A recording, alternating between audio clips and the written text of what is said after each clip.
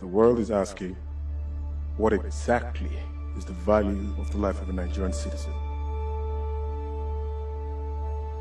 Controversies have filled the airwaves and media headlines, debates on who's to blame or who's not.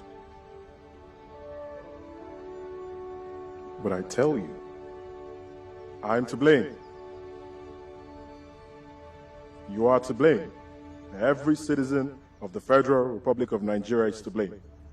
These innocent citizens came out to protest peacefully, demanding for their constitutional right. But corrupt and demonic, devilish politicians infiltrated their midst through their mercenaries and hijacked the protest, opening fire on 2 police officers, and the response is what we're seeing here today.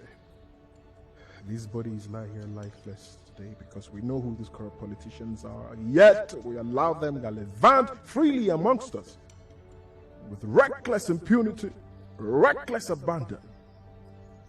They lie here lifeless today because as a government organization and private organization, we see corruption flourishing and we do nothing about it. They lie here lifeless today because of every Nigerian citizen that gather in groups, indoors and outdoors, and argue about the state of the nation, about the corruption in this country, but do nothing about it. They don't even have the BVCs to vote these corrupt politicians out. They lie here lifeless today because of every mosque and every church that gathers their members in thousands and hundreds, week in and week out, and don't even mobilize these people to vote these corrupt politicians out. Use your PVCs. Use your PVCs after you pray, because I tell you, you can pray from now till thy kingdom come, but without works, your prayers are dead. Our brothers and sisters feed on wild plants and drink of their own urine so they can quench their thirst from the scorching sun of the Sahara while they cross in search of greener pasture.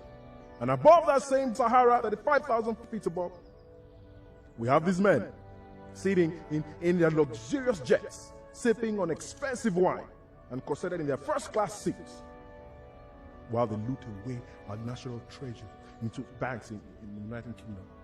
Thousands of your brothers and sisters, your sons and daughters, are fed on by sea creatures and sharks, while their boat capsized in the Mediterranean Sea, all because they were looking for greener pastures in a foreign land. And then you have these men sitting their ugly, grotesque backsides on beaches in Malaga, Malibu, feeding on foods gotten from the same creatures that have for so long fed on your long-lost, youthful compatriots. But today ends the reign of terror with this evil that they've done.